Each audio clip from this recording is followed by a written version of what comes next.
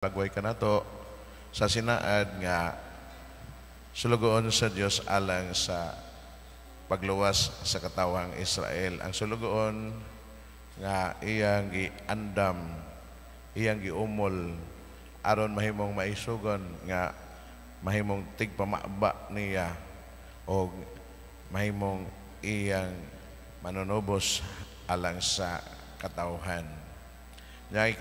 Ang atong Salmo 27 magpahinumdom kanato nga ang Dios mao'y atong kahayag o atong kaluwasan. Anindot ang pagbati nga kining mong Salmo magpukaw sa atong pagtuo, pagsalig, paglaom kaniya. Kaya nagtuo man kita o naglaom man kita sa atong Ginoong Dios nga sa tanang mga kahimtang nato sa kalisod siya dili mobiya kanato o magluwas kanato pinagi sa iyang mga grasya. Ato sa malandungan ang kalambigitan o relasyon sa amahan o sa bugtong anak. Ingana usab ang pagtratar sa Dios ngadto kang Hesus, sa Dios Amahan ngadto kang Hesus. Siya dili mobiya sa iyang bugtong anak sa mga adlaw sa iyang mga pag-antos. Ug maingon nga ingana ang iyang pagpangga sa iyang anak, ingana usab ang pagpangga sa bugtong anak nganhi kanato. Dili siya mobiya sa mga adlaw sa atong pagkinahanglan, mga adlaw sa atong pag-antos. Ang dakong gugma sa Dios nga mao'y hinungdan sa iyang makanunayon nga pakiguban kanato, pagtabang kanato pinagi sa iyang mga grasya, nagdapit kanato sa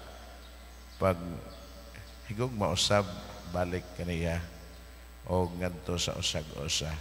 Kining santos nga ebanghelyo karong adlaw nagpakita kanato kung unsa ang tao nga makasinati sa gugma sa Dios o sa iyang pagkaabli sa iyang galamhan mi hatag balik sa gugma ngadto sa Dios. Si Maria, igsuon ni Marta o ni Lazaro, mao kana ang iyang kasinatian. Busa ang iyang pagbutang o pahumot sa tiil ni Jesus nga iyang gipauga sa iyang buhok. Mahal ra ba kayo ni nga pahumot? Timaan kini sa iyang paghigugma balik sa Ginoo. Kanang intimate relationship no sa Ginoo.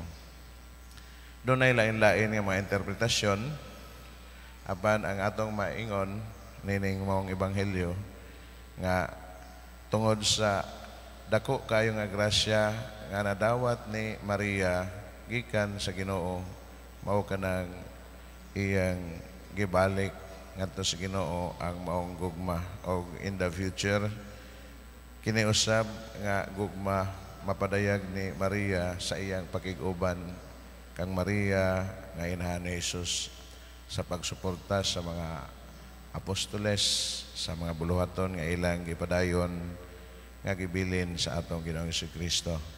Apan si Judas di nato malikayan, ingon siya na ano man na giusik-usik ka naman ni pwede man yung na tulo ka gatos nga denaryo pwede naman tayo makatabang sa mga kabos, no? Pero ang Ginoo ingon siya nga pasagdi ng iyang pahumot nga iyang butang o reserve sa akong adlaw sa paglubong. Kaya di man ta pero mag-uban kamo pero mag-uban mo sa kabos, pero ako di ko ninyo pero may kauban. Ang buot pasabot lang sa Ginoo nga sagdi ng iyahang paagi pagtimaan sa iyang pagmahal no sa Ginoo. Pwede man pangitaan og paagi ng mga kabos kay naara man na pirmi uban ninyo. So mana mga igsoon, ang gugma ni Maria sa Ginoo putli nga walay ikasaway. Ingana usab ang pagdapit sa Ginoo kanato. Ang atong pagbalik gasa sa atong pagigugma kaniya nga makitaan diya sa atong pag-alagad kaniya o sa atong isig kaingon. Walay mga kanang malis nga huna-huna, malisyo nga huna-huna, walay mga kanang bad nga mga agenda, no? Kanang vested interest. Kung nahigugma ta sa Ginoo, mag-alagad ta sa Ginoo og mag-alagad usab kita sa usag-usa. Kay diha man nato mapamatud-an ang tinuod nga pag-alagad sa Ginoo diha sa atong pag-alagad sa atong kaigsuonan. Amen. Palihog mo tindog.